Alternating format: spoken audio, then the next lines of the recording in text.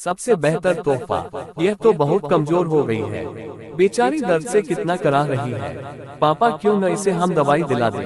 अंश ने जब मुझे कहा तो मैंने उसे समझाते हुए कहा, बेटा हम इसे दवाई क्यों दिलाएं, हम तो इसे जानते तक नहीं है और देखो कितनी गंदी है, लगता है कई दिनों से नहाई भी नहीं है, कोई देखेगा तो हमारा मजाक बनाएगा।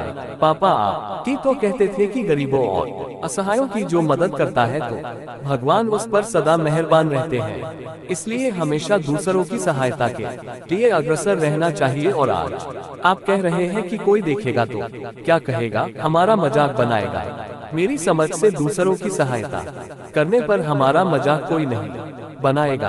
अगर पापा कोई बनाता है तो बनाने दो, हमें अपने कार्य पर ध्यान देना चाहिए, ऐसा आप और मौ दोनों लोग कहते थे। परंतु आज आप अंश ने मुझे उल्टा समझाते हुए कहा। तब मैंने फिर उसे समझाकर बताया कि बेटा वह नाटक कर रही है, इसे कहीं दर्द नहीं हो रहा है। मैं ऐसी औरतों को भली भांति जानता हूँ। नहीं पापा यह नाटक नहीं कर रही है, मैं जाकर देखता हूँ।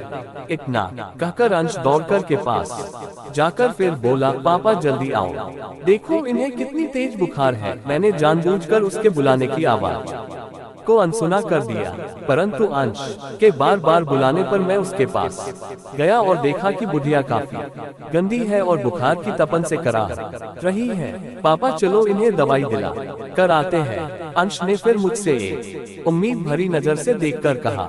मैंने भी आवेश में आकर कह दिया, चलो चलते हैं। मेरा इतना कहने पर अंश के चेहरे पर खुशी की झलक दिखाई देने लगी थी, जो कि कुछ क्षण पहले अदृश्य थी। यह देख मेरे दिल में उस असहाय महिला की मदद करने के लिए दिल में श्रद्धा और प्रेम भाव जागृत होने लगा था। पास के दवा घर से हमने उस बुढ़िया को दवा दिलाई। कुछ देर बाद उस बुढ़िया को जब कुछ राहत मिली तब बुढ़िया हमें दुआओं की पोटली देती जा रही थी। भगवान तुम्हारा भला करे, तुम दोनों सदा सुखी रहो, तुम्हारा घर सदा धन धान्य से भरा रहे, भगवान तुम्हारे जैसे बच्चे हर मौको दे। उस बूढ़ी औरत के इन शब्दों ने मुझ पर बाणों का कार्य किया और मेरे अंदर बैठे असुर को मार भगाया।